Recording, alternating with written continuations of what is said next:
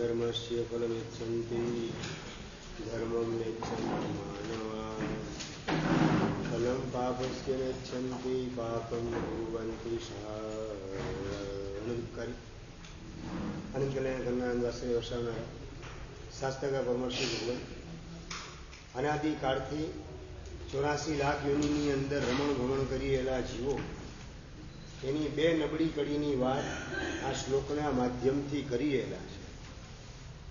દીપકભાઈ, ધર્મના ફળ તરીકે મળતું સુખ જગતના તમામ જીવોને જોઈએ છે, પણ સુખ શેનાથી મળે એની સાચી સમજણ જીવોની પાસે છે નહીં.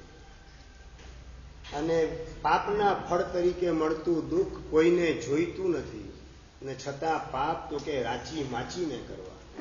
આ બે નબળી કડીના લીધે મારો અને તમારો આત્મા અનાદિકાળથી 84 લાખ યોનિની અંદર પુનરપી જનનમ પુનરપી મરણમ પુનરપી જનની જઠરે શયન, દરેક ભવમાં જન્મવાનું, જીવવાનું, સુખની શોધ કરવાની. સુખની શોધ ક્યાં કરવામાં આવે દિનેશભાઈ? સુખના દર્શન ક્યાં થાય? તો કે શાસ્ત્રકાર કે 55 સૂત્રની અંદર શ્યામાચાર્ય ભગવાન 10 પૂર્વધર મહાત્મા એમણે વાત કરેલી છે કે જન્મના સૌથી પહેલા સમયે જીવ કયું કામ કરે છે દલીચંદભાઈ? આહારનું કામ. સૌથી પહેલા સમયે આહારનું કામ. આહાર સંજ્ઞા અનાદિકાળથી જીવને વળગેલી છે. આહારની અંદર સુખના દર્શન અને નવી નવી વેરાયટી જોઈએ. એકની એક વેરાયટી ચાલે નહીં. આજે ભીંડાનું શાક, આવતીકાલે ભીંડાનું શાક, પરમ દિવસે ભીંડાનું શાક. સેતું શું રિઝલ્ટ આવે? ભીંડા ભાવતા હોય ને પણ જો રોજ અઠવાડિયું સળંગ ચાલે એટલે અંદરમાં ઉદ્વેગ ઉભો થવા માંડે. બીજું કંઈ શાક નથી મળતું. એટલે આહારની અંદર, ભોજનની અંદર સુખની શોધ, અને એમાં પણ નવી નવી વેરાયટી જોઈએ. ગરમા ગરમ મળવું જોઈએ. બીજા કરતાં આપણે ત્યાં વધારે સારું હોવું જોઈએ. સારી આઈટમ મળવી જોઈએ. બસ આહારની અંદર જ સુખની શોધ કરવામાં જીવ અટવાઈ ગયેલો છે. સંજ્ઞા પ્રધાન જીવ. 3 પ્રકારના જીવની વાત કરવી છે. એમાં સૌથી પહેલા જગન્ય કક્ષાના જીવો એટલે સંજ્ઞા પ્રધાન જીવો. પિયુષભાઈ, 4 પ્રકારની સંજ્ઞા: આહાર, ભય, પરિગ્રહ અને મૈથુન. 4 પ્રકારની સંજ્ઞા. એની અંદર અટવાયેલા જીવો સુખના દર્શન કેમાં? તો કે આહારની અંદર સુખના દર્શન કરનારો જીવ એ આહાર સંજ્ઞાનો ગુલામ છે. ક્યાંય પણ જાઓ, ઘરેથી જમીને નીકળેલા હો ને દલીચંદભાઈ, અને બસમાં તમે બેઠો, ચા પાણી પીને નીકળ્યા હોય, બપોરે જમીને નીકળ્યા હો, 3 વાગે 3:30 વાગે બસમાં બેસો, રીલ્પેશભાઈ ઓલો પોપકોર્ન વાળો નીકળે ને એટલે એમ થાય પોપકોર્નનું એક પડીકું લઈ લે. સિંગદાણા વાળો નીકળે એટલે થાય કે લાવ સિંગદાણાનું એક પડીકું દીપકભાઈ લઈ લે. જમીને નીકળેલા હોય, ચા પાણી કરીને નીકળેલા છે, છતાં દેખાય અને એની સાથે અંદરમાં ખાવાના ભાવ જાગ્યા વિના રહે નહીં. ઠાણાંગ સૂત્રની અંદર વાત કરેલી છે કે ભોજનનું દર્શન એ પણ ભોજનની ઈચ્છા ઊભી કરાવે. ભોજનની કથાનું શ્રવણ કરે, દર્શન નહીં. ખાલી કથાનું શ્રવણ હોય તો બીજા નંબરમાં કારણ બતાવ્યું કે ભાઈ ભોજનની કથા, વાતચીત ચાલતી હોય કે આજે બપોરે મગની દાળનો શીરો ને ભજીયા બનવાના છે, ઘરમાં વાતચીત ચાલે પિયુષભાઈ, અને તરત આજે તો બરાબર મગની દાળના શીરા ઉપર તૂટી પડવું છે, આજે ભજીયાને ન્યાય આપવો છે. આ તરત જ ખાલી કથા શ્રવણ. હજી સુગંધ નથી આવી દીપકભાઈ, હજી ભજીયાની સુગંધ નથી આવી, મગની દાળના શીરાની પણ સુગંધ નથી આવી, પરંતુ ખાલી કથા સાંભળે અને એની સાથે જ ભીતરમાં ભાવ જાગે, ખાવા માટેના, ખાવાની ઈચ્છા જાગે. ત્રીજા નંબરમાં કારણ બતાવ્યું સ્મરણ. ભોજનનું સ્મરણ કરે અને ભોજનની ઈચ્છા ઊભી થવા માંડે. સવારે ખાધેલું છે, પાક્કો નાસ્તો કરેલો છે, અને 10 વાગ્યા અને ઘરાક દુકાનમાં નથી. રાકેશભાઈ, કયો વિચાર આવે? આજે બપોરે શું આઈટમ ઘરે બનાવેલી હશે, શું આજે ખાવા મળશે? પછી વિચાર આવે, સ્મરણ થાય ખાલી, અને સ્મરણ થતાની સાથે જ ભોજનની ઈચ્છા ઊભી થવા માંડે.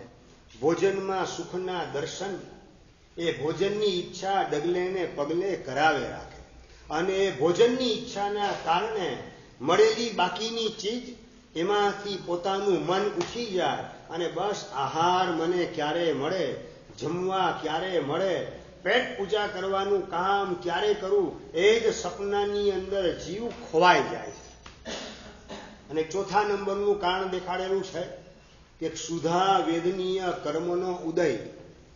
ક્ષુધા વેદનીય કર્મ એટલે કે 12 વાગે, 12:30 વાગે, 1 વાગે જઠરાગ્નિ પ્રદીપ્ત થાય, સવારે કશું ખાધેલું ન હોય તો જઠરાગ્નિ પ્રદીપ્ત થવાના કારણે અશાતા વેદનીય કર્મ, ક્ષુધા વેદનીય કર્મ એ ઉદયમાં આવે અને એના નિમિત્તે ખાવાની ઈચ્છા, ખાવાનો ભાવ અંદરમાં ઊભો થાય. પણ આ ચારે ચાર આહાર સંજ્ઞાના બતાવેલા કારણ, આહારના બતાવેલા કારણ, આહારની ઈચ્છાના બતાવેલા કારણ, એ ચારમાંથી એક તો આપણી પાસે ધૈર્ય હાજર જ હોય છે. કાં દર્શન ભોજનનું, કાં શ્રવણ, અને કાં સ્મરણ, અને કાં ક્ષુધા વેદનીયનો ઉદય, અને એના કારણે ખાવાની ઈચ્છા થાય અને નવું નવું ખાવું છે. અને આજકાલ તો મોટાની વાત છોડો, નાના છોકરા પણ આહાર સંજ્ઞાના તોફાનમાં અટવાયેલા છે. અમદાવાદની અંદર એક છોકરી ઘરે બપોરે જમવા બેસે ત્યારે રોટલી દાળ ભાત શાક એના તરફ નજર કરવાની નહીં. રાકેશભાઈ, મને શું છે, મેગી જોઈએ, મેગી હોય તો હું ખાઉં, મેગી ન હોય તો મારે ખાવું નથી. રાજનભાઈ, આ મેગીનું પડી ગયેલું વ્યસન, સવારે પણ મેગી જોઈએ, બપોરે પણ મેગી, સાંજે પણ મેગી, મેગી સિવાય બીજું કંઈ ખાવાનું નહીં, મેગી. અને બહુ તો કેક મમ્મી આપે તો કેક વાપરવાની અને મેગી વાપરવાની, એ સિવાય બીજું કંઈ પોતાને પસંદ પડે નહીં. 8 વર્ષની ઉંમરથી પડેલી આ ટેવ, અને એ ટેવના કારણે વિરલભાઈ 8 વર્ષ, 9 વર્ષ, 10 વર્ષ, 11 વર્ષ, 12 વર્ષ ઘરની અંદર મા વાત કરે, બેટા બીજું તો કંઈક ખાતા તો શીખ. આજે ખાતા પણ શીખડાવવું પડે દીકરા દીકરીને, એવા પ્રકારની સ્થિતિ આવી ગઈ છે. પેલા ધર્મ કઈ રીતે કરવો એ શીખડાવવામાં આવતો હતો, હવે ખાવાનું પણ શીખડાવવું પડે. આ મેગી નૂડલ્સ અને આ કેક, એ સિવાય મેંદાની આઈટમ સિવાય બીજું કંઈ પોતાને પસંદ પડે નહીં. અને રિઝલ્ટ શું આવ્યું ખબર છે મલયભાઈ? રિઝલ્ટ તરીકે માત્ર 14 વર્ષની ઉંમરે કેન્સર લાગુ પડી ગયું. બજારમાંથી તૈયાર મેગી મળે, બસ એ વધારે ભાવે છે. મસાલા નાખેલા હોય, ચટાકેદાર હોય, એ ખાવાની અંદર જીભને વધારે મજા આવે છે. અને 8 વર્ષથી આ મેગીનું પડેલું વ્યસન, અને 14 વર્ષની ઉંમરે તો કેન્સર લાગુ પડી ગયો. અને માત્ર લાગુ પડ્યો એમની 16 વર્ષની ઉંમરે એ છોકરીએ પરલોક તરફ પ્રયાણ કરી દીધું. શેના કારણે? તો કે બસ આ મેગીની અંદર સુખના દર્શન, મેગી વગર નહીં ચાલે. બીજું બધું હોય કે ન હોય, પણ મેગી તો મને જોઈશે જ. અને મેક્સિમમ મેગી ઉપર તૂટી પડવાનું. શાસ્ત્રકાર કહે છે કે અંદરમાં વિચાર જીવને આવતો નથી કે હું જે કરું છું એનું પરિણામ શું આવવાનું છે, એનો વિચાર કરવા માટે જીવ તૈયાર નથી. બસ અખાણ રસણી, 5 ઇન્દ્રિયની અંદર સૌથી વધારે હઠીલી પજવણી જેની હોય તેનું નામ રસનેન્દ્રિય છે. અને રસનેન્દ્રિયની ગુલામીના કારણે મેગીનું આ પડેલું વ્યસન, અને એનું રિઝલ્ટ શું આવશે છોકરી વિચારી શકતી નથી. ઘરના કોઈ મેમ્બરને કલ્પના આવતી નથી. કેન્સર લાગુ પડી ગયો. આમ તો સમાચાર અમારા સુધી પહોંચે નહીં, પણ એ બાપાએ મેસેજ તૈયાર કર્યો કે આ મેગીનું પડેલું વ્યસન, એના કારણે 8 વર્ષથી 14 વર્ષ સુધી મેગી સિવાય બીજું કંઈ ખાવાનું નહીં. મેંદો પેટમાં ગયો, પેટમાં ચોટી ગયો, અને આંતરડા ખલાસ થઈ ગયા, અને આંતરડાનું કેન્સર લાગુ પડ્યું. હું દરેક માતા પિતાને હાથ જોડીને વિનંતી કરું છું કે તમારા સંતાનોને ભૂલે ચૂકે પણ મેગીના વ્યસની બનાવતા નહીં. આવો વોટ્સએપ મેસેજ તૈયાર કરી. આજથી 8 વર્ષ પહેલા હું રાજકોટમાં હતો ત્યારે આ મેસેજ ચારે બાજુ ફરતા એક ભાગશાળી મહેન્દ્રભાઈ ઝવેરી એણે મને વંચાવ્યો મેસેજ કે સાહેબ જુઓ આ વર્તમાનની સ્થિતિ કેવા પ્રકારની સર્જાયેલી છે. મેં વાત કરી કે ભાઈ પરમાત્માએ બતાવેલું જ છે કે આહાર સંજ્ઞા એ દુઃખનું કારણ છે અને એ જ આહાર સંજ્ઞાને અનાદિ કાળથી આપણે વળગેલા છીએ. આહાર ભય મૈથુનને પરિગ્રહ ચારેય સંજ્ઞાના ઉદયની અંદર અટવાયેલો જીવ સુખની શોધ ક્યાં કરે તો કે બહારની અંદર કરે છે. આહારની અંદર સુખની શોધ આહાર સંજ્ઞાને પરવશ થયેલો જીવ કરે. તો બીજા નંબરની અંદર ભય સંજ્ઞાને આધીન બનેલો જીવ પોતાની સુરક્ષાની અંદર સુખની શોધ કરે છે. બસ ક્યાંય પણ જઈએ આપણી સુરક્ષા સચવાવી જોઈએ. બહારગામ જવાનું હોય તો પણ રાજનભાઈ હોટલનું બુકિંગ પહેલા અહીંથી કરાવી લેવાનું. હોટલનું બુકિંગ કરાવ્યા વગર જવું નથી. ભાઈ ક્યાં ભટકવાનું, ક્યાં રખડવાનું. પહેલા આપણી સેફટી, પહેલા આપણી સુરક્ષા. સુરક્ષાની અંદર સુખની શોધ, સગવડની અંદર સુખની શોધ અને સુવિધાની અંદર સુખની શોધ. ભય સંજ્ઞાને પરાધીન બનેલો જીવ એનું આ સિમ્ટોમ્સ છે. ઘણા બધા બહાર જતા પહેલા હોટલનું બુકિંગ કરાવતા હોય અને વિરલભાઈ ત્યાં જઈને પહોંચે માથેરાન ને પંચગીની હોટલમાં તમારા નામનું બુકિંગ તો થયું જ નથી. ભાઈ 10,000 રૂપિયા ભરેલા છે મહિના પહેલા. એ કોક બોગસ પાર્ટીમાં તમે રકમ ભરેલી હશે, અમારા સુધી તમારી રકમ પહોંચેલી નથી. આ વર્તમાન કાળમાં બિઝનેસ ચાલે છે બધા.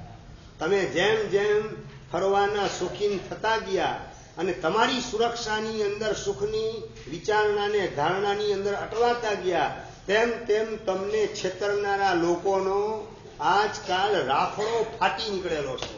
આ સુરક્ષાની અંદર સુખની શોધ એનું નામ ભય સંજ્ઞા છે. પુણ્યમાં હશે, નસીબમાં હશે એ મુજબનું મને મળશે. આવા પ્રકારની સહજતા, સ્વસ્થતા અને અંદરમાં નિશ્ચિંતતા જેની પાસે હોય તો દુઃખી થવાની સંભાવના એના માટે ઓછી છે. અને સુરક્ષાની અંદર જ સુખની શોધ, સુખના દર્શન માત્ર સગવડની અંદર, સુવિધાની અંદર ને સુરક્ષાની અંદર. તો શાસ્ત્રકાર કહે છે આ ભય સંજ્ઞા છે. અને ભય સંજ્ઞા એક પણ જીવને ક્યારેય સુખી કરી શકતી નથી. ભય સંજ્ઞા એ જ દુઃખનું કારણ છે. પરંતુ જીવને બસ સંજ્ઞાને પરાધીન બનેલો જીવ, ભય સંજ્ઞાને આધીન બનેલો જીવ બસ મારી સુરક્ષા સચવાવી જોઈએ. ક્યાંય પણ જઈએ મારે મારી સેફટી, મારી સુરક્ષા, મારી સગવડ, મારી સુવિધા એ પૂરેપૂરી સચવાવી જોઈએ. તો હું સુખી, તો મને મજા આવે. બસ આ ભય સંજ્ઞા ચારે બાજુ 14 રાજ લોકની અંદર ફેલાયેલી છે. કોરોનાના કાળની અંદર ભય સંજ્ઞાનું સામ્રાજ્ય વધારે વિકરાળ બનેલું હતું. બે વ્યક્તિ મળે ને અને જેને ત્યાં વિરલભાઈ તમે ઉઘરાણી માટે ગયેલા હો, 10,000ની ઉઘરાણીમાં તમે એની પાસે પહોંચો ને ઓલો ખાંસી ખાય તમે ત્યાંથી ભાગો. ભાઈ ભાગવા દે અહીંથી, એનો કંઈક મને ચેપ ન લાગી જાય. 10,000ની ઉઘરાણી કરવા માટે આવેલો કોરોનાએ કેટલા બધા ભયભીત લોકોને કરેલા હતા કે કોઈ ખાંસી ખાય તો પણ ત્યાંથી છુમંતર થઈ જવાનું, પલાયનવાદ 9-11 થઈ જવાનું. આ ભય સંજ્ઞા એનું વર્ચસ્વ, સુરક્ષાની અંદર સુખની શોધ એ ભયના આપણને ગુલામ બનાવે, ભય સંજ્ઞાના ગુલામ બનાવે. અને જ્યાં પણ તકલીફ થાય એવું દેખાય, અસલામતી દેખાય એટલે ત્યાંથી ભાગો. અને પછી નવી કહેવત પડી ગઈ, ભાગે ભાયડા. આ કોરોનાના કાળની અંદર કહેવત પડી દલીજનભાઈ, ભાગે ભાયડા. આ તમે કયા કયા ગણિતો ઉભા કરો છો એનો પણ તમને ખ્યાલ આવતો નથી.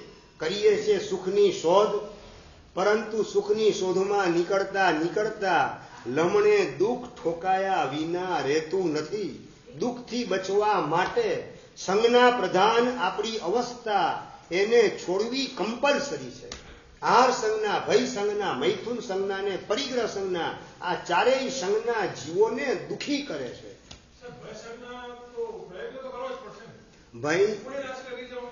ભય સમજી રાખો, તમે રસ્તામાં અહીંથી ઘરે જતા હો અને પાછળથી તમે હાચવીને જતા એમાં પાછળથી કોઈ સ્કૂટર વાળો તમને ઉડાડી દે, ખટારાની તમને ટક્કર લાગી જાય, તમારી આવડત ને હોશિયારી ત્યાં કામ શું લાગવાની છે?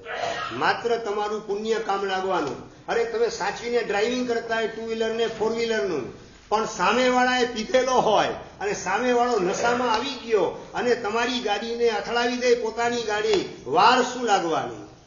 તમે પ્રોપર સાઈડમાં ચાલતા હોય છતાં, હમણાં જ અઠવાડિયા પહેલા બનેલી ઘટના વર્ધમાન નગર ભુજોડીમાં, વર્ધમાન નગરની અંદર ધીરુભાઈ પારેખ પોતે ડાબી સાઈડ પોતાનું વાહન ચલાવતા હતા, સ્કૂટર ચલાવતા હતા, અને સામેથી રોંગ સાઈડમાંથી સ્કૂટર વાળો આવી અને પોતાના સ્કૂટરની સાથે અથડાઈ ગયો. તમે ગમે એટલું સાચવીને ડ્રાઇવિંગ કરતા હો, સેફટી પૂર્વક, સલામતી પૂર્વક, સમજણ પૂર્વક ડ્રાઇવિંગ કરતા હો, પણ સામેવાળાને કંટ્રોલમાં રાખવાની તાકાત તમારી પાસે નથી. એટલે એમ નથી કે આમ વખતે સ્કૂટર તમારું આડેધડ ચલાવો. સમજણ પણ અંદરમાં ભય સંજ્ઞા એ દુઃખનું કારણ છે. અને પાંચમની છઠ કોઈની થતી નથી કે થવાની પણ નથી. જ્યારે આપણો જન્મ થયો ત્યારથી જ આપણી ડેટ, ક્યારે આપણે એક્ઝિટ આપણી થવાની, એની આપણી ડેટ ફિક્સ છે. આપણને એની જાણ નથી, ખબર નથી. ભય સંજ્ઞાના કારણે શેક્સપિયર એના એક નાટકની અંદર વાત આવે છે કે રાજા બહાર નીકળે છે ત્યારે એનો અંગત સચિવ હતો એ વાત કરે છે કે તમારા વિરોધીએ તમને મારવા માટેનું ષડયંત્ર ગોઠવેલું છે, એટલે તમે બહાર નીકળતા નહીં, બહાર નીકળવામાં જોખમ છે. અને એ વખતે રાજા હતો એ વાત કરે છે કે coward man dies per step but brave a once. કાયર માણસ ડગલે ને પગલે મરવાનું કામ કરે છે, બહાદુર માણસ જિંદગીમાં એક જ વખત મરે છે. ભય સંજ્ઞા આધીન બનેલો રોજે રોજ મરવાનું કામ કરે છે. અને ભય સંજ્ઞાથી મુક્ત બનીએ તો મોત જિંદગીમાં કેટલી વાર આવવાનું નૈનેશભાઈ? એક વખતથી વધારે આવવાનું નથી. કાયરતા રાખી ભય સંજ્ઞાના ગુલામ બની અને રોજે રોજ મરે રાખવાનું. અને ભય સંજ્ઞાના કારણે બીપી પણ લાગુ પડે, ડાયાબિટીસ પણ લાગુ પડે, કોલેસ્ટ્રોલ વગેરે પણ લાગુ પડવા માંડે. અને એ ભય સંજ્ઞાના કારણે લીવર તમારું નબળું પડે, ધ્રાસકો પડે ને, એ પહેલી અસર ક્યાં થાય નૈનેશભાઈ? લીવર ઉપર ધ્રાસકો પડે. ભય સંજ્ઞાના કારણે પહેલી અસર લીવર ઉપર થાય. અને લીવર એના ઉપર અસર ધ્રાસકાની પડે એટલે લીવર ડેમેજ થાય. અને લીવર પોતે જે ઇન્સ્યુલિન બનાવતું ઇન્સ્યુલિનનું પ્રમાણ થોડું ઓછું થાય. એટલે ડોક્ટર સાહેબ પાસે જાવ એટલે શું કે સુગર તમને ડાયજેસ્ટ થતી નથી, એટલે તમને શું લાગુ પડી ગયેલ છે? ડાયાબિટીસ લાગુ પડેલ છે. તમારે હવે ઇન્સ્યુલિનના ઇન્જેક્શન લેવા પડશે. આ બધાના મૂળમાં શું છે? આ ભય સંજ્ઞા. ટેન્શનની અંદર અને ફ્રસ્ટ્રેશનની અંદર આજની યુવા પેઢી અટવાયેલી છે. એના જ કારણે પેલા આપણે 70 વર્ષની ઉંમરે હાર્ટ એટેકના પણ સમાચાર, દલીચંદભાઈ તમે પેલા ક્યારેક જ સાંભળતા હતા. 70 વર્ષની ઉંમરે એટેક આવ્યો એવા સમાચાર પણ તમે ક્યારેક જ સાંભળતા. અને આજે 35 વર્ષ ને 30 વર્ષની ઉંમરે એટેક નોર્મલ થવા માંડેલ છે. આ શું દેખાડે છે? અંદરમાં પડેલી આ ભય સંજ્ઞા. શાસ્ત્રકાર કહે છે ભય સંજ્ઞાના પનારે પડેલો એક પણ જીવ કદાપી સુખી થઈ શકતો નથી. નસીબમાં જે લખેલું છે એ મુજબ થવાનું છે, તો મારે ભયભીત બની અને શા માટે ડગલે ને પગલે મરવાનું કામ કરવું? જ્યારે ટીપુ સુલતાન અને અંગ્રેજ લોકોએ વાત કરી કે તમે અમારી શરણાગતિ સ્વીકારી લો, બાકી તમારું મોત નિશ્ચિત છે, ત્યારે મૈસૂરના સુલતાન ટીપુ સુલતાન એને એક જ સંદેશો મોકલાવ્યો અંગ્રેજ લોકોને, ઘેટાની જેમ ડરી ડરી અને 100 વર્ષ જીવવાના બદલે સિંહની જેમ નિર્ભયતાથી એક દિવસનું પણ જીવવાનું મને મળશે તે હું વધારે પસંદ કરીશ. સમજાય છે અમિતભાઈ? ઘેટાની જેમ 100 વર્ષ ડરી ડરીને જીવવાના બદલે સિંહની જેમ એક દિવસ પણ નિર્ભયતાથી ને નિશ્ચિંતતાથી જીવવાનું મળશે એ હું વધારે પસંદ કરીશ. આ ભય સંજ્ઞાથી આપણી જાતને બાકાત કરવા માટે આ દ્રષ્ટાંતોને નજરની સામે રાખી પાંચમની છઠ થવાની નથી. અને નસીબમાં હશે એમાંથી કોઈ ફેરફાર ઘટનામાં બહાર થવાનો નથી, તો શા માટે ટેન્શનની અંદર, ફ્રસ્ટ્રેશનની અંદર, ભયભીત રહેવાની અંદર મારો આમ ને આમ સમય બગાડી અને શરીરને રોગનું ઘર મારે શા માટે બનાવવું? આહાર સંજ્ઞાની વધુ પડતી ગુલામી એ પણ શરીરને માંદું પાડવાનું કામ કરે, અને ભય સંજ્ઞાની ગુલામી, ભયભીત મનોવૃત્તિ. 26 જાન્યુઆરી 2001ની સાલમાં આવેલો ધરતીકંપ, રાતના સુતા હતા ને ત્યારે પણ સપના શેના આવે પિયુષભાઈ? ભૂકંપના સપના આવે. રાતના ભૂકંપ તો નહીં આવે, રાતના 12 વાગ્યા સુધી, 1 વાગ્યા સુધી, 1:30 વાગ્યા સુધી.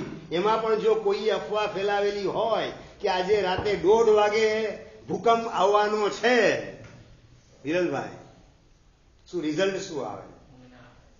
રાતના 10 વાગે, 11 વાગે, હજી 12 ના વાગે, હજી 1 ના વાગે, હજી 1:30, હવે તૈયારીઓ, હવે ઘરની બહાર નીકળી જાઓ. આ ભયભીત અવસ્થા, ભય સંજ્ઞા એ પણ ક્યારેય કોઈને સુખી કરી શકતી નથી.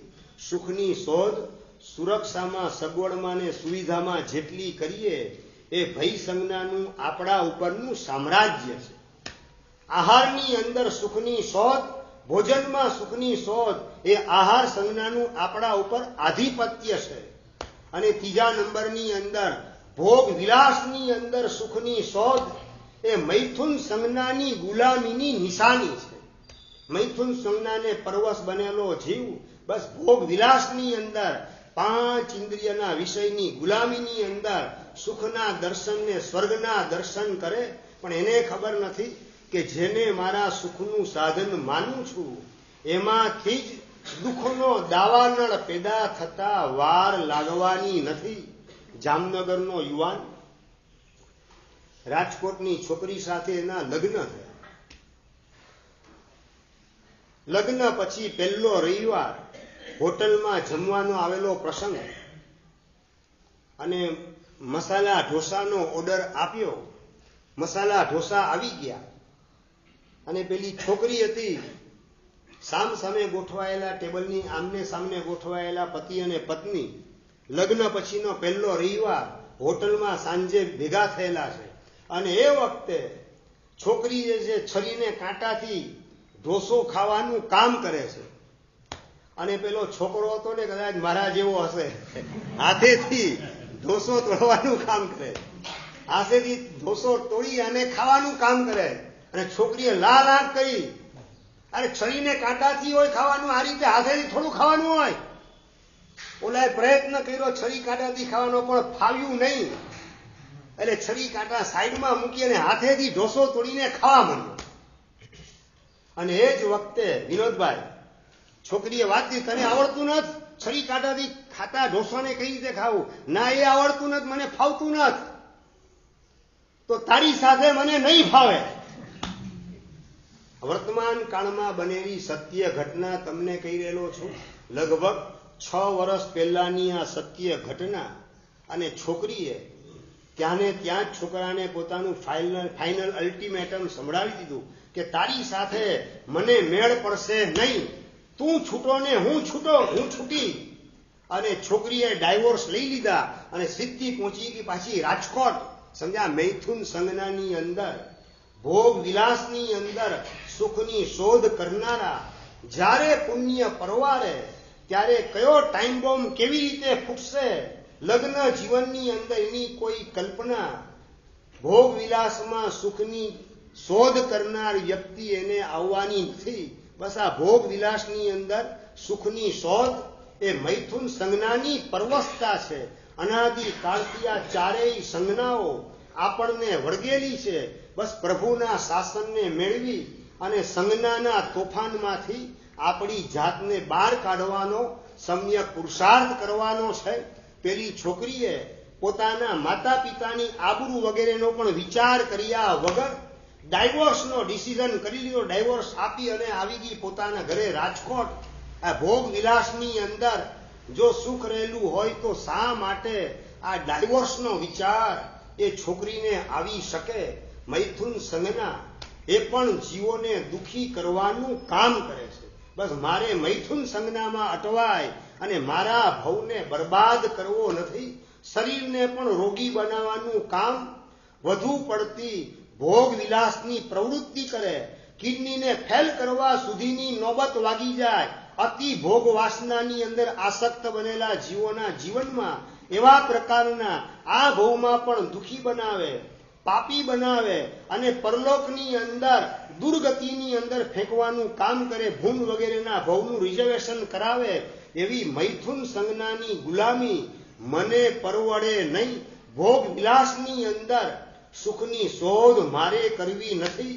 સુખ ત્યાં નથી. જો સુખ ભોગ વિલાસની પ્રવૃત્તિમાં હોય તો લગ્ન પછી ડાયવોર્સના પ્રસંગો આજકાલ વધુ પડતા સાંભળવા મળે છે. એ કઈ રીતે શક્ય બને? લગભગ કોલેજના 3 વર્ષ છોકરી સાથેનો સંબંધ યુવાને બાંધેલો, યુવાને મજબૂત કર્યો. છોકરીએ પણ નક્કી કર્યું લગ્ન કરીશ તો આ જ યુવાનની સાથે. 3 વર્ષ સુધી લગ્ન કોલેજ લાઈફની અંદર બંનેને એકબીજાનો પરિચય, એકબીજાના સ્વભાવની પણ ખાતરી થઈ ગઈ કે આપણે એકબીજાને અનુકૂળ આવી શકીએ, મેચિંગ થઈ શકે, એવા પ્રકારની આપણે જોડી બની શકીએ એમ છીએ. કોલેજ પછી પપ્પાને વાત કરે આની સાથે જ સંબંધ બાંધીશ, બીજા કોઈની સાથે નહીં. અને ખાનદાન પરિવાર, મોરબી શહેરની અંદર બનેલી સત્ય ઘટના તમને કહી રહેલો છું. ખાનદાન પરિવાર છોકરાનો, અને મા બાપ ના પાડે, ના બેટા એ છોકરીની સાથે તારો સંબંધ અમને મંજૂર નથી. એ રકઝકની અંદર, ચર્ચાની અંદર પારસભાઈ 1 વર્ષ પસાર થઈ ગયું. પરિચય એ દરમિયાન ચાલુ જ હતો. છોકરાને છોકરી સાથે ફરવા માટે જવાનું, બગીચામાં, હોટલમાં પણ જવાનું, મોબાઈલ ઉપર કલાકો સુધી ચેટિંગ કરવાનું, આ બધું કામ ચાલુ જ હતું. 4થા વર્ષે પણ ઘરની અંદર દીકરો મા બાપને સમજાય, મા બાપ 1ના 2 ન થાય. અને કોલેજના 3 વર્ષ પછીનું 1 વર્ષ પણ પૂરું થઈ ગયું. અને પછીનું વર્ષ એટલે આમ ગણો તો પરિચયનું 5મું વર્ષ. 5 વર્ષનો ગાઢ પરિચય, અને એના સિવાય બીજા કોઈની સાથે સંબંધ હું બાંધવા તૈયાર નથી. અને બીજાની સાથે સંબંધ બાંધવું એનો સ્વભાવ કેવો હોય મને ખબર નથી. એની સાથે મારે આખી લાઈફ કઈ રીતે પસાર કરવી, તમે મારી લાઈફમાં ઇન્ટરફિયરન્સ કરવાનું બંધ કરી દો. કરીશ તો એની સાથે બાકી હું જિંદગી આખી જિંદગી કુંવારો રહીશ. ફાઇનલ જવાબ પોતાના દીકરાનો સાંભળી અને મા બાપે મને પણ નક્કી કર્યું એ છોકરી સાથેનો સંબંધ. કેટલા સમયનો પરિચય પારસભાઈ? 5 વર્ષનો પરિચય. 5 વર્ષથી અલગ અલગ જગ્યાએ મળવાનું ને મોબાઈલમાં પણ મળવાનું, અને વિડીયો મોબાઈલની અંદર એકબીજાના મોઢાને જોઈને હરખાવાનું. અને 5 વર્ષના અંતે મા બાપે હારી થાકી અને રજા આપી. એન્ગેજમેન્ટ થયા, લગ્ન પણ થયા. અને હવે આગળની વાત કરું છું. જે ભોગ વિલાસની અંદર જીવો સ્વર્ગના દર્શન કરે છે, સુખના દર્શન કરે છે, એ જીવને કઈ રીતે દગો આપવાનું ને છેતરવાનું કામ કરે છે, મૈથુન સંજ્ઞા, એની વાત તમને કરવી છે. લગ્નની પહેલી રાત, લગ્નની વિધિ બધી સમાપ્ત થઈ ગઈ 9 વાગ્યા સુધીની અંદર, અને 10 વાગે બેડરૂમની અંદર પતિ અને પત્ની બંને ભેગા થાય છે. મા બાપ પોતપોતાના રૂમની અંદર સુવાનું કામ કરે. એની બેન ને એના ભાઈ એ પણ પોતપોતાના રૂમની અંદર સુવા માટે ગોઠવાઈ ગયા. અને રાતના લગભગ 1 વાગ્યાનો સમય, દલીચંદભાઈ, 1 વાગે જે બંનેને 5 વર્ષથી પરિચય હતો, એ બંને યુવાન ને યુવતી લગ્નના સંબંધે પોતાની ઈચ્છાથી જોડાયેલા, જીદ કરીને જોડાયેલા છે, મા બાપની ના હોવા છતાં જોડાયેલા છે. ને રાતના 1 વાગે બંને વચ્ચે થયેલી બોલાચાલી અને ધડબડાટી બેડરૂમની અંદર થઈ. અડધો કલાક, પોણો કલાક સુધી મા બાપ એની પણ ઊંઘ ઉડી ગઈ, ભાઈ બહેન પણ એના જાગી ગયા, એના બેડરૂમની બહાર ભેગા થયા. શું ચાલે? What is this? 5 વર્ષનો પરિચય અને આ ધડબડાટી શરૂ થઈ ગઈ. 12માં તો હજી હોળી આખા વર્ષમાં દિનેશભાઈ 1 જ વાર પેટે હો, બીજી વાર પેટે નહીં. ફાગણ સુદ પૂનમ આવે, આખા વર્ષમાં 1 વાર. અને આ વાસનાની અંદર સુખની શોધ કરનાર આખું જીવન હોડી પેટાવાની અંદર જ પૂરું કરે. રાતના 1-1:15 વાગે 1:30 વાગે છોકરો બેડરૂમમાંથી બહાર આવી પોતાના મમ્મી પપ્પા હાજર જ હતા, વિચારમાં ચડી ગયા, દરવાજો ખખડાવી અને ખોલાવીએ દરવાજો અને સાંજ પડવાનું કામ કરીએ. હજી મા બાપ વિચારે એની પહેલા જ યુવાને એના દીકરાએ દરવાજો બેડરૂમનો ખોલીને બહાર આવે છે, માતા પિતા ભાઈ બહેન હાજર છે અને એ વખતે વાત કરી હતી, આની સાથે એક પણ દિવસ હું જીવી શકું તેમ નથી. દીપકભાઈ, આ મોરબી શહેરની અંદર બનેલી સત્ય ઘટના તમને કહી રહેલો, આજથી લગભગ 5-1 વર્ષ પહેલાની સત્ય ઘટના. ભોગ વિલાસની અંદર સુખની શોધ કરનારા, ભોગ વિલાસની અંદર સ્વર્ગના દર્શન કરનારા, મૈથુન સંજ્ઞાને પરાધીન બનેલા, એ મૈથુન સંજ્ઞાને પરવશ બની અને એકબીજા પ્રત્યેની વફાદારી એક ભાવ પૂરતી પણ કેળવી શક્યા નહીં. એટલી હદે ક્લાઇમેક્સ ઉપર સંઘર્ષ પહોંચે. લગ્નની પહેલી જ રાતે દલીચંદભાઈ 5 વર્ષનો પરિચય ક્યાં ગયો? રાકેશભાઈ, 5-5 વર્ષથી એકબીજાને પરિચય, એકબીજાની ઓળખાણ, સ્વભાવની પણ બરાબર એકબીજાને ખાતરી થઈ ગઈ કે આપણને અનુકૂળ વ્યક્તિ છે, અને છતાં લગ્નની પહેલી જ રાતે ધડાકો. અને પહેલી જ રાતે દીકરાએ વાત કરી દીધી, આની સાથે એક દિવસ પણ હું જીવી શકું તેમ નથી, આવતીકાલે ડાયવોર્સ લઈ લે. વિલ્પેશભાઈ, આ મૈથુન સંજ્ઞા એની અંદર સુખની શોધ કરનારાને કઈ રીતે મોહ રાજા તમાચો મારવાનું કામ કરે છે, એનું જીવન બરબાદ કરવાનું કામ કરે છે. જુઓ, લગ્નના સંબંધે જોડાવ તમે, એમાં એટલું ઓબ્જેક્શન નથી, સમજી રાખો.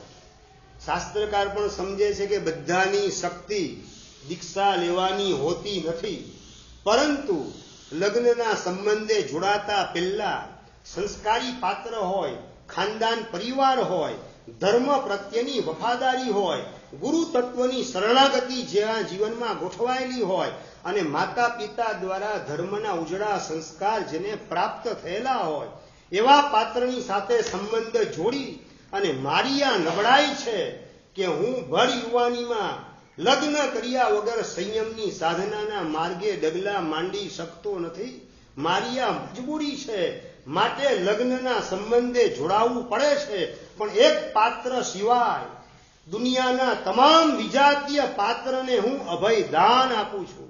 લગ્ન કરતી વખતે અંદરનું આ પરિણામ હોય, સમ્યક દ્રષ્ટિ આત્માની પાસે, તો લગ્ન પણ એને સંસારમાં રખડાવવાનું નિમિત્ત બની શકે નહીં. જેની પાસે આ સમજણ હોય, લગ્ન એ મગરૂરી નથી, લગ્ન એ મારી મજબૂરી છે, લગ્ન કરવા એ મારી લાચારી છે. ધન્ય છે સાધુ સાધી ભગવાનને 8 વર્ષ, 10 વર્ષ, 12 વર્ષ ને 15, 17, 20 વર્ષની ઉંમરે આત્મકલ્યાણ કરવા માટે સંયમના માર્ગે નીકળી પડ્યા. એ સાધુ સાધી ભગવાનને કોટી કોટી વંદન, અનંતવાર વંદન કરું છું. મારું એવું સત્વ નથી, માટે લગ્નના સંબંધે આ પાત્રની સાથે જોડાઉં છું. પણ લગ્ન દ્વારા મારો સંસાર વધુ પડતો લંબાઈ ન જાય, એની મારે જાગૃતિ રાખવી છે. જેનો હાથ પંચની સાક્ષીએ મેં પકડેલો છે, એ દુર્ગતિમાં ન જાય, એ જોવાની મારી જવાબદારી છે. આવું સમજનારો સમ્યક દ્રષ્ટિ આત્મા લગ્ન કરીને પણ લગ્ન જેની સાથે થયેલા છે પાત્રને ધર્મના માર્ગે વાળવા માટે પ્રયત્નશીલ હોય, એને પ્રેરણાને પ્રોત્સાહન ધર્મની આરાધનાને સાધના માટે આપ્યા વિના રહે નહીં અને એની તક એક પણ ગુમાવે નહીં. આ તમારા ભુજની અંદર જ 1, 2 ની 4, 5 નહીં, 10 જેટલા શ્રાવિકા વર્ષી તપની અંદર જોડાવાના ભાવ જાગ્યા. અચલગચ્છ તરફથી શોર્ટ નોટિસની અંદર વર્ષી તપ માટેની જાહેરાત થઈ. બસ 4 દિવસ પછી વર્ષી તપ શરૂ થાય છે. જેમને પણ જોડાવવું એ તત્કાલ પોતાના નામ લખાવે. અને 10 જેટલી શ્રાવિકા એમણે પોતાના નામ તો લખાવ્યા, પણ સાથે સાથે પોતાના શ્રાવકના નામ એ પણ લખાવીને આવ્યા. દલીચંદભાઈ, તમારું નામ લખાવવું હોય તો શ્રાવિકાએ તમને પૂછવાની જરૂર ખરી કે નહીં? આ પૂછું છું દલીચંદભાઈ ને, તમને બધાને લાગુ પડે છે. પરેશભાઈ, તમારું નામ તમને પૂછ્યા વિના શ્રાવિકા તપની અંદર લખાવીને આવે. દીપકભાઈ, આમ રાજી થાવ કે ભડકો થાય? ભાઈ ઘરે દિવાળી પેટે કે હોળી? રાજનભાઈ, 10 શ્રાવિકા પોતાના શ્રાવકના નામ લખાવીને આવ્યા અને ઘરે આવીને પ્રેરણા કરે કે વર્ષી તપની જાહેરાત થઈ અને ટૂંક સમયની અંદર શરૂ થાય છે અને લિમિટેડ સંખ્યા લેવાની છે, એટલે તમારું નામ હું લખાવીને આવેલ છું અને આપણે સાથે કરીએ. આપણે નેમને રાજુ 9 ભવથી આરાધના સાથે કરતા કરતા મોક્ષમાં પણ સાથે ગયા, એમ આપણે પણ આ ભવની અંદર લગ્નના સંબંધે જોડાયેલા છીએ.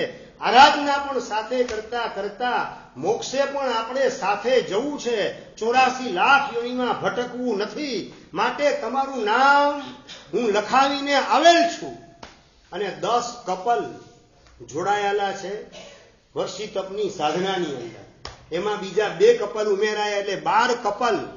પણ 10 કપલ કેવા? તો કે શ્રાવિકાની પ્રેરણાથી શ્રાવક વર્ષી તપની સાધનામાં જોડાય. હમણાં જે વાત કરતો હતો ને તમને કે લગ્ન એ મારી મજબૂરી છે, મગરૂરી નહીં, લાચારી છે, અને જેની સાથે મારો સંબંધ બંધાય છે એ દુર્ગતિમાં ન જાય એ જોવાની મારી જવાબદારી છે, એવું સમજનારી શ્રાવિકા પોતાના પતિના પણ નામ લખાવીને આવે. વર્ષી તપની અંદર સજોડે 12 કપલ વર્ષી તપની સાધનાની અંદર અત્યારે ગોઠવાયેલા છે. 60-62 જેટલા લોકો. એની અંદર 9 યુવાન કપલ કહેવાય એવા 12 કપલ જોડાયેલા છે. આ શું કહેવાય? તો કે જેની સાથે હું જોડાયેલ છું એ દુર્ગતિમાં જાય તો મારા માટે કલંક કહેવાશે. એ દુર્ગતિમાં ન જાય, સદગતિમાં જાય, ભવાંતરમાં પરમાત્માનું શાસન પામે. સાથે સાધના કરતા કરતા મોક્ષમાં પણ સાથે પહોંચવું છે. આ પ્રકારનું ભીતરમાં લક્ષ્ય હોય. મતલબ કે માત્ર હાથથી હાથનો મેળાપ, હસ્ત મેળાપ નહીં, માત્ર કાયાથી કાયાનું મિલન નહીં, પરંતુ આત્માથી આત્માનું મિલન. સામેના આત્માને મારે આવતા ભવમાં દુર્ગતિમાં જવા દેવો નથી. એની સદગતિ સળગી ન જાય એ જોવાની જવાબદારી મારી છે. આ પ્રકારની ગંભીર સમજણ એને ભીતરમાં ઘૂંટી અને જો લગ્નના સંબંધે એકબીજાને આરાધનામાં પૂરક બનવામાં આવે, એકબીજાના આત્માના હિતની ચિંતા કરવામાં આવે.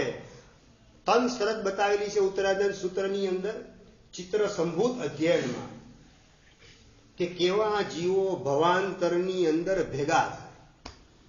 આ બહુ મહત્વનો પ્રશ્ન છે પિયુષભાઈ. કેવા જીવો આવતા ભવ, આ ભવમાં તો ભેગા થઈ ગયા, આવતા ભવમાં પાછા ભેગા થવાના કે છૂટા પડી જવાના. આની પહેલા એક તમને આમ છે અંગત પ્રશ્ન છતાં રાજનભાઈ જાહેરમાં પૂછી લઉં કે જે મેમ્બરો તમારા પરિવારની અંદર એક રસોડે જમી રહેલા છે એ જ મેમ્બર આવતા ભવની અંદર પરિવાર તરીકે તમને પ્રાપ્ત થાય, રાજી ખરા? અંગત પ્રશ્ન છે છતાં જાહેરમાં પૂછું છું. રીતેશભાઈ, આજે જે એક રસોડે જેટલા સભ્યો ઘરમાં જમી રહેલા છે એ જ બધા મેમ્બર આવતા ભવની અંદર પાછા ભેગા થાય, રાજી ખરા? અઘરો પ્રશ્ન પૂછ્યા કે દિનેશભાઈ મારા દ્વારા. આ પહેલી વાર આવ્યો છું ભાવેશ્વર નગરની અંદર.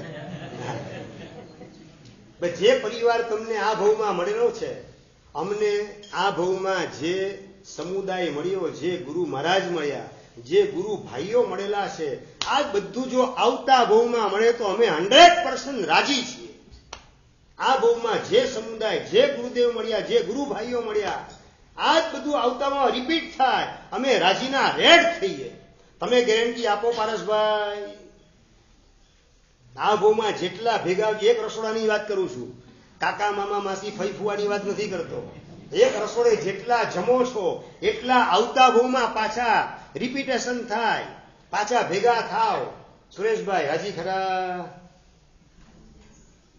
મને જવાબ જોઈએ. જીતુભાઈ, આ ભવ તો પૂરો કરવા દો એમ વાત કરે છે. અંદરથી થાકેલા હોય, હારેલા હોય. આ સભાના પ્રતિનિધિ તરીકે એમનો જવાબ છે. બાકી ત્રણેય દીકરા એમના ખાનદાન છે, ત્રણેય પુત્ર વધુ પણ ખાનદાન મળેલ છે. પણ સભાના પ્રતિનિધિ તરીકે વાત કરેલા જે જીતુભાઈ, એક જગ્યાએ આ પ્રશ્ન પૂછેલો તો જવાબ સભામાંથી મળ્યો કે સાહેબ આ ભવમાં જો પાત્ર બદલાતું હોય તો બદલવા તૈયાર. આવતા ભવની વાત તો છોડો, આ ભવ તો પૂરો થવા દો, હજી મધ્યમ ભૂમિકા છે, એના કરતા જગન્ય ભૂમિકા. આ ભવમાં પણ સાહેબ બદલી શકાતું હોય તો બદલવા તૈયાર છીએ. આ શું દેખાડે છે? મૈથુન સંજ્ઞાની પરવસતા એ ક્યારેય પણ આત્માને આત્માનો સંબંધ થવા દે નહીં. માત્ર શરીરને શરીરનો સંબંધ ભોગ વિલાસ પ્રવૃત્તિની અંદર હોય, આત્માને આત્મા સાથે કોઈ જાતનું કનેક્શન હોય નહીં. જેની સાથે મારો સંબંધ આ ભવમાં જોડાયેલો છે એવી એક પણ વ્યક્તિ પરભવની અંદર દુર્ગતિમાં જવી જોઈએ નહીં. પછી મારી એ પત્ની હોય, મારો દીકરો હોય, મારી દીકરી હોય, કે મારા માતા પિતા વગેરે હોય, દાદા દાદી વગેરે હોય, એક પણ એન્ટ્રી, વ્યક્તિની એન્ટ્રી દુર્ગતિમાં મને પોસાય તેમ નથી, પાલવે તેમ નથી.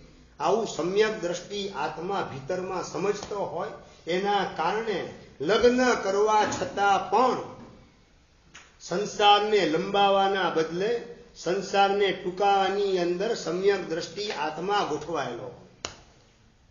માં વાત કરે પોતાના દીકરાને, શિયાળાના દિવસો ચાલતા હોય, બેટા અડદિયો વાપર, ગુંદર પાક વાપર, સાલમ પાક વાપર, આ વાપરીશ તો તારું શરીર બરાબર મજબૂત રહેશે, તો દીક્ષા લીધા પછી ગુરુ મહારાજની સારી રીતે સેવા કરી શકીશ, વિહારમાં ઉભધી જાતે ઊંચકી શકીશ, સાયકલ વાળા માણસની તને જરૂર પડશે નહીં, વ્હીલચેરની જિંદગી આખીમાં તને આવશ્યકતા નહીં પડે. માટે બેટા સાલમ પાક વાપર, મેથી પાક વાપર, ભલે મેથીનો લાડવો કડવો લાગતો હોય, બેટા તું આ વાપર, તારું શરીર સશક્ત બનશે તો ગુરુ ભગવાનની સેવા કરી શકીશ. ચોમાસામાં વરસાદ પડતો હશે એ વખતે ગોચરીનો વિકલ્પ તારા મનમાં નડશે નહીં. વરસાદ પડતો દેખાય છે તો 11, 11:30 ને 12 વાગ્યા સુધી વરસાદ ન અટકે તો ગુરુ ભગવાન પાસે જઈને ગુરુદેવ ઉપવાસનું પચખાણ આપો, એ ખુમારી પૂર્વક ઉપવાસનું પચખાણ કરવાના ભાવ જાગશે. માટે બેટા અડદિયો વાપર. સમજાય છે? શ્રાવિકા પરમાત્માના શાસનને પામેલી, પોતાના દીકરાને ભૂખ્યાને તરસ્યા રાખે એવી વાત નથી વિનોદભાઈ. વપરાવે, પ્રેમથી વપરાવે, પણ વપરાવતી વખતે પ્રયોજન પોતાનું જુદું હોય, વિઝન પોતાની પાસે જુદા જ પ્રકારનું ગોઠવાયેલું હોય. એનો શરીરનો બાંધો મજબૂત હશે તો દીક્ષા લીધા પછી એક પણ દોષનું સેવન એને કરવું પડશે નહીં. આ પ્રકારના ભાવથી સમ્યક દ્રષ્ટિ આત્મા લગ્ન કર્યા પછી પોતાના દીકરાને હિત શિક્ષા આપવાનું કામ, વપરાવાનું કામ શ્રાવિકા કરતી હોય, અને આ જ બાબતને નજરની સમક્ષ રાખી અને પૂજ્યપાદ હરિભદ્ર સુરીશ્વરજી મહારાજે યોગ બિંદુ ગ્રંથમાં વાત કરેલી છે કે સમ્યક દ્રષ્ટે યાયા ચેષ્ટા સાસા મોક્ષ પર્યવસાન ફલા ભવતી. સમ્યક દ્રષ્ટિ આત્મા જે કંઈ પણ પ્રવૃત્તિ કરે એ દરેકે દરેક પ્રવૃત્તિનું અંતિમ ફળ મોક્ષની પ્રાપ્તિ છે. દુર્ગતિ એના ફળ તરીકે હરિભદ્ર સુરી મહારાજ દેખાડતા નથી. તમે દુકાને ધંધો કરતા હો ને એ વખતે આયુષ્ય બંધાઈ જાય, કઈ ગતિનું બંધાય? બેનો રસોડાની અંદર રસોઈ કરતા હોય અને આયુષ્ય બંધાય, કઈ ગતિનું બંધાય? સુરેશભાઈ ભાઈ, કઈ ગતિ? દુર્ગતિ કે સદગતિ? ગેસનો ચૂલો પેટાવી અને રસોઈ કરતી શ્રાવિકા, અને એ વખતે આયુષ્ય બંધાય, સદગતિનું કે દુર્ગતિનું? રાજનભાઈ, તમે બિઝનેસ કરતા હોય ગ્રાહકની સાથે આયુષ્ય બંધાઈ જાય, ધૈર્ય એ વખતે આયુષ્ય બંધ કઈ ગતિનો? વિચાર્યું જ નથી હજી સુધી કોઈ દી અમિતભાઈ? એટલે હું એ જ કહું, તમારી વાત કરું છું બધાની. હું ઝૂંપડપટ્ટીમાં પ્રવચન કરવામાં નથી આવ્યો, સમજો. હું ભાણુસારી નગર, ભાવેશ્વર નગરમાં શ્રાવક શ્રાવિકાઓની સમક્ષ પ્રવચન કરીએલો છું. ઝૂંપડપટ્ટીના લોકો પાસે પ્રવચન કરતો તો આ પ્રશ્ન કરું જ નહીં. હું શ્રાવક અને શ્રાવિકા પરમાત્માના શાસનને પામેલા એની સમક્ષ પ્રવચન કરીએલો છું. માટે આ પ્રશ્ન કરું છું કે દુકાનમાં બિઝનેસ કરતી વખતે ને ઘરમાં રસોઈ કરતી વખતે શ્રાવક શ્રાવિકા આયુષ્ય બાંધે તો કઈ ગતિનું બાંધે? રસોઈ કરતા કરતા આયુષ્ય બંધાય. વિનોદભાઈ ને તમારી જ વાત કરું જ ને, પણ શ્રાવક સાવિકા એટલે બીજા કોઈની વાત કરું છું. તમે આમ જુદા કેમ પડી જાવ છો? બસ પતી ગયું. અમે સાધુ અને સાધ્વી 24 કલાકના કે 23 કલાકના, અમે જોને તોની ભાષામાં 23 કલાકના સાધુ હોઈએ. ના ચાલે? શું વાત કરો છો? અમે 24 કલાકના બદલે શું વાત કરો છો? ઓહો, આટલી બધી અપેક્ષા તમે લોકો અમારી પાસે રાખો છો કે સાહેબ તમે 24 કલાકના સાધુ ને સાધ્વી છો, તો પ્રશ્ન મારો તમને છે, તમે કેટલા કલાકના શ્રાવક અને શ્રાવિકા? ભાઈ 24 કલાકમાંથી કેટલા કલાકના તમે શ્રાવક અને શ્રાવિકા? 24 કલાકના, 23 કલાકના, 22 કલાકના, કેટલા કલાકના? નૈનેશભાઈ જવાબ જોઈએ. કેટલા કલાક? શું વાત કરો? બસ 24 કલાકમાં ખાલી સાહેબ દેરાસર જઈએ કે સ્થાનકમાં આવીએ, સામાયિક કરીએ, નૌકારવાળી ગણીએ, પ્રતિક્રમણ કરીએ, એટલા સમય પૂરતા સાહેબ અમે શ્રાવક અને શ્રાવિકા. બાકીના કલાક શ્રાવક શ્રાવિકાનું લેબલ લાગે. અમારે 24 ના બદલે 23.5 કલાક હોય તો તમે ચલાવો. અમે 24 કલાકના બદલે 23.5 કલાક સાધુ તરીકે હોઈએ. ચલાવો કે ન ચલાવો? રીલ્પેશભાઈ, અહીંથી વિયા કરીને જવું છે ગાંધીધામ તરફ, ગાડીમાં બેહીને પછી અડધો કલાક પૂરતા સાધુ નથી અમે. ભાઈ ચાલે? તમને સમાચાર મળે ચલાવો. તમે જે અપેક્ષા અમારી પાસે રાખો છો, તો શ્રાવક શ્રાવિકા તરીકે હું કેટલા કલાકનો શ્રાવક કે કેટલા કલાકની શ્રાવિકા, એ પ્રશ્ન તમારી જાતને પૂછો ખરા કે નહીં? અમારી પાસે આટલી ઊંચી અપેક્ષા રાખો.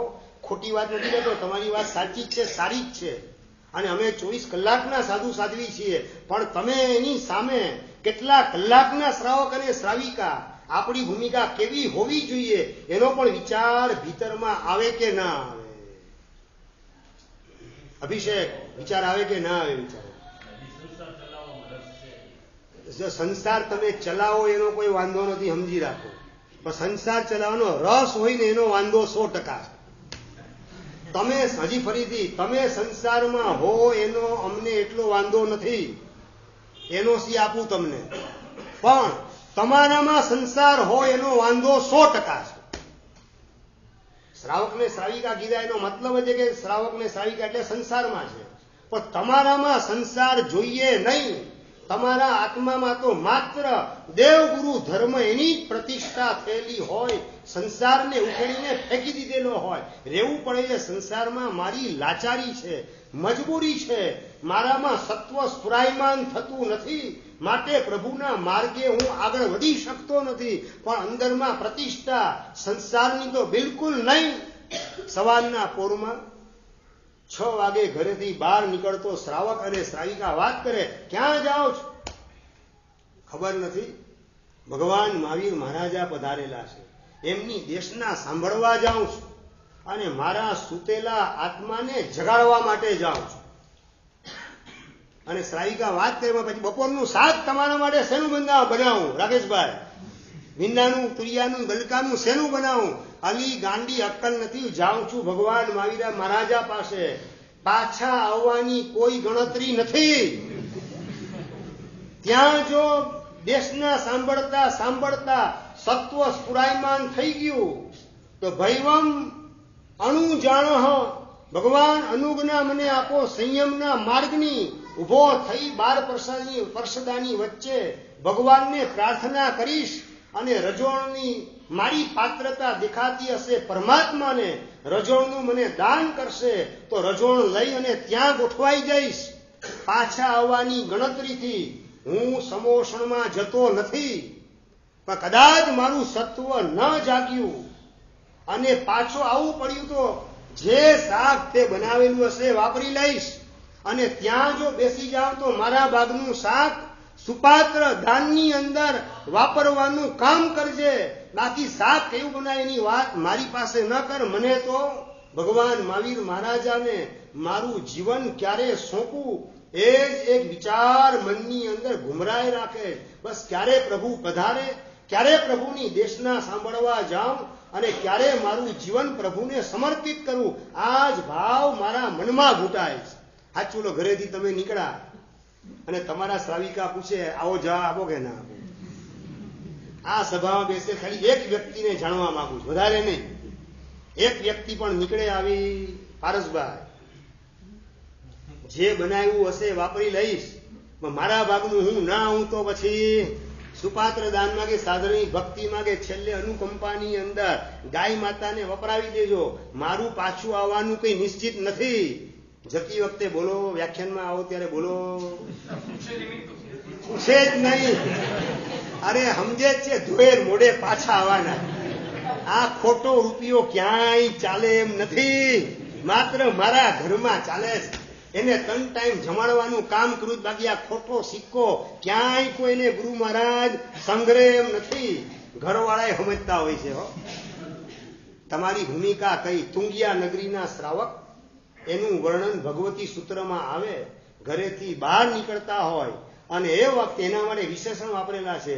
લદ્દઠ્ઠા, ગહીયઠ્ઠા, હિણીચ્છી અઠ્ઠા, પૂચ્છી અઠ્ઠા, અભિગયઠ્ઠા. એક એક વિશેષણો તુંગિયા નગરીના શ્રાવક અને શ્રાવિકા માટે વાપરેલા છે. ભગવાન મહાવીર મહારાજાના શાસનથી કેવા ભાવિત થયેલા હોય એનું વર્ણન તુંગિયા નગરીના શ્રાવક શ્રાવિકાના વર્ણનની અંદર દેખાડેલું છે. એવું આપણા જીવનમાં કેટલા અંશે લાગુ પડે છે. એક ટકોરો આપણી જાત ઉપર મારી અને આપણી જાતને ચેક કરવાની જરૂર છે. એમાંથી આપણને કેટલું લાગુ પડે. ઉપાશ્રયથી બહાર જાઓ, તમારું પણ છે ને પાછું ઘરે જવાનું નિશ્ચિત નથી, એ હું તમને કહું. ઘરેથી ઉપાશ્રય તરફ જાઓ કે દુકાન તરફ જાઓ કે ફેક્ટરી તરફ જાઓ, પાછા તમે રિટર્ન ઘરે ક્યારે થવાના તમારું પણ નિશ્ચિત નથી જ. જવાબ મારો સાચો કે ખોટો? જવાબ સાચો છે. એટલે પાછું કદાચ ઘરે આવતા અધવચ્ચે યમરાજ એટેક કરે તો ઉપાડી લે, તો યમ મને ઉપાડે ચાલે કે યતિ મને ઉપાડે ચાલે? ભાઈ કોણ ઉપાડે ચાલે? યમરાજ ઉપાડી લે ચાલે કે મુનિરાજ તમને ઉપાડી લે ચાલે? ધૈર્ય જવાબ જોઈએ.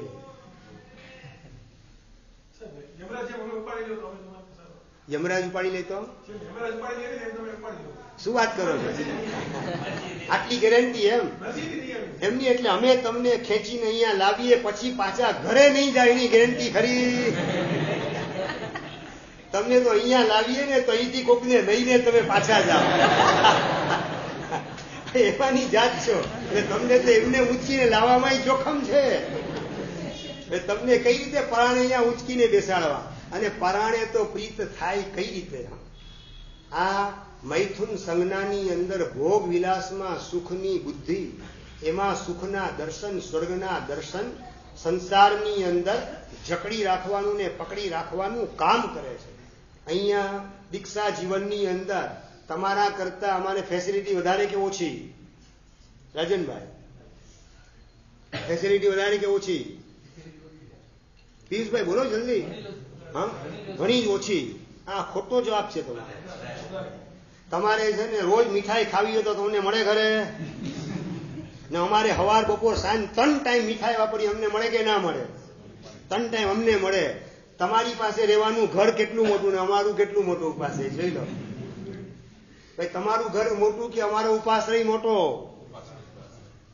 એટલે રોટીનો પ્રશ્ન એમાં તમારા કરતા અમારે સુવિધા વધારે. મકાનનો પ્રશ્ન એમાં તમારા કરતા અમારી પાસે સુવિધા વધારે. કપડાનો પ્રશ્ન તમારી પાસે જેટલી કપડાની જોડ એના કરતા વધારે જોડ અમારે રાખવી હોય તો રાખી શકીએ કે ના રાખી શકીએ? હોરાવનાર અમને મળે કે ના મળે? દલીચંદભાઈ, ગામે ગામ શેષ કાળની અંદર સાહેબ લાભ આપો, સાહેબ લાભ આપો, સાહેબ ચોલપટ્ટાનો લાભ, સાહેબ કપડાનો લાભ, સાહેબ પાંગણીનો લાભ ના પાડવી પણ અમારે બેન ખપ નથી, ભાગશાળી ખપ નથી અમારે. કેટલાય અહીંયા ભુજની અંદર અમારી પાસે ઘરેથી એકની બે 3 થેલા લઈને આવે, સાહેબ શેષ કાર્ડ છે, થોડોક તો લાભ આપો, થોડોક તો લાભ આપો. અમે ન લઈએ એ અમને ગુરુ મહારાજે આપેલા સંસ્કાર કામ કરે છે. પણ અમારે જોઈએ તો તમારા કરતા વધારે કપડાની જોડ નૈનેશભાઈ અમે રાખી શકીએ, સમજાય બરાબર? રોટલી, કપડા ને મકાન 3માંથી એકેય પ્રોબ્લેમ અમને ખરો નહીં. છતાં તમે અહીંયા કેમ નથી આવતા? પ્રશ્ન એટલો જ છે. રોટી કપડા ને મકાન ત્રણેય જીવન જરૂરિયાત તમારી સારી રીતે પરિપૂર્ણ થઈ જાય અહીંયા, છતાં તમે અહીંયા આવતા કેમ નથી? પ્રશ્ન $1,00,000 મહત્વનો પ્રશ્ન આ છે. What is problem?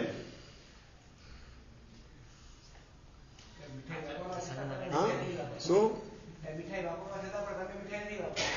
મીઠાઈ તો ગુરુ મહારાજે આપેલા સંસ્કારના કારણે અમારા જો અત્યારે 8 મહાત્માઓની 3 મહાત્મા તો ઉડીની અંદર છે, અને એમાં પણ નાના બાલ મુનિ જેમણે 8 મહિના પહેલા દીક્ષા લીધી માંડવીની અંદર, અને 8 મહિનાની અંદર 16 ઓળી એની પરિપૂર્ણ થઈ ગઈ પાયો નાખીને. અત્યારે રનિંગમાં એને 17મી ઓળી ચાલી રહેલી છે. સમજાય હું શું વાત કરું છું? એટલે અહીંયા ખાવા પીવા માટે અમે લોકોએ દીક્ષા લીધેલી નથી.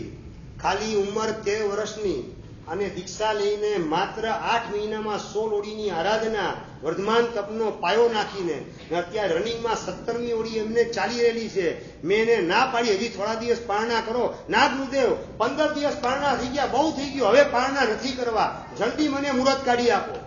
હું એને કેરીનો રસ વપરાવા માટેની વાત કરું કે આ સિઝન ચાલે છે, ઓળી તો કરેલી હતી તમે, 16મી ઓળી પૂરી થઈ, થોડો કેરીનો રસ વાપરો. હું રસ વાપરવાનો આગ્રહ કરું, એની પાત્રીમાં નાખું અને હાથ આડો કરીને મને વાત કરે, દલીચંદભાઈ ગુરુદેવ આપ જો 5મની ઓળીની રજા આપતા હોય તો હું વાપરું, બાકી મારે નથી વાપરો. તમારે ત્યાં તો શું હોય કેરીના રસ માટે? પડાપડી થતી હોય. કેરીના રસ ને કેરીના ટુકડા સવાર બપોરે સાંજ એની મિજબાની ઉડાવવાની, અને હું એને એના માટે મંગાવું, એને પાત્રીમાં આપું, નાનકડી પાત્રી એની હોય, એને આપું, છતાં પેલા ગુરુદેવ 5મની ઓળી આપ રજા આપો તો હું વાપરું, બાકી મારે નથી વાપરો. કેવી પૂર્વભવની સાધના કરીને આવેલા હશે, જેના કારણે બચપણની અંદર આવા ભાવ જાગૃત થાય. બસ લીધેલું સંયમ લેખે લગાડવું છે. દેહમ પાતયામી કાર્યમ સાધયામી, શરીરનું જે થવું હોય તે થાય, પણ મારે મારા આત્માને સાચવવો છે. આ પ્રકારના ભાવથી તપની અંદર, ત્યાગની અંદર, સ્વાધ્યાયની અંદર જીવન પોતાનું ઝુકાવી દેવાનું. યા હોમ કરીને પડો, ફતે છે આગે, ડગલું ભર્યું તે ભર્યું, ના હટવું ના હટવું. આ પ્રકારનો ભીતરમાં સંકલ્પ લઈ અને સાધુ સાધી ભગવાન જીવન જીવતા હોય છે. 3 ટાઈમ મેવા મીઠાઈ ને ફૂડ ફરસાણની મિજબાની સાધુ સાધી ભગવાન માણવાનું કામ નથી કરતા, કે કપડાના તાકા તમે ઓરાવો તો ઓરી અને બોક્સના બોક્સ ભરવાના કામ નથી કરતા, કે ઉપાશ્રયમાં પણ માલિકીનો કે મમતાનો ભાવ સાધુ સાધી ભગવાન રાખતા નથી. તમે લોકો સાધુ સાધ્વીને આપો ભક્તિ ભાવથી, એ તમારી ઉત્તમતા, પણ સાધુ સાધી ભગવાન પોતાની મર્યાદામાં રહી જીવન જરૂરત પૂરતું લઈને બાકીનો વધુમાં વધુ સમય સાધનાના માર્ગે લગાવતા હોય. સમજે છે આહાર સંઘના, ભય સંઘના, મૈથુન સંઘના અને પરિગ્રહ સંઘના ચારેય સંઘના દુઃખનું કારણ છે. આપણે દુઃખી થવું નથી, આપણા આત્માને શાશ્વત સુખનું ભાજન બનાવવો છે. તો પછી આ પરિગ્રહ સંજ્ઞા વગેરેમાંથી આપણી જાતને બચાવી, જરૂર સિવાયનું વધારે ઓરાવે પણ મારે ઓરવું નથી. આ રીતે સંજ્ઞા ઉપર વિજય મેળવી અને શાશ્વત સુખ, સનાતન સુખ અને સાચું સુખ પ્રાપ્ત કરવાના માર્ગે સાધુ સાધી ભગવંત ગોઠવાતા હોય છે.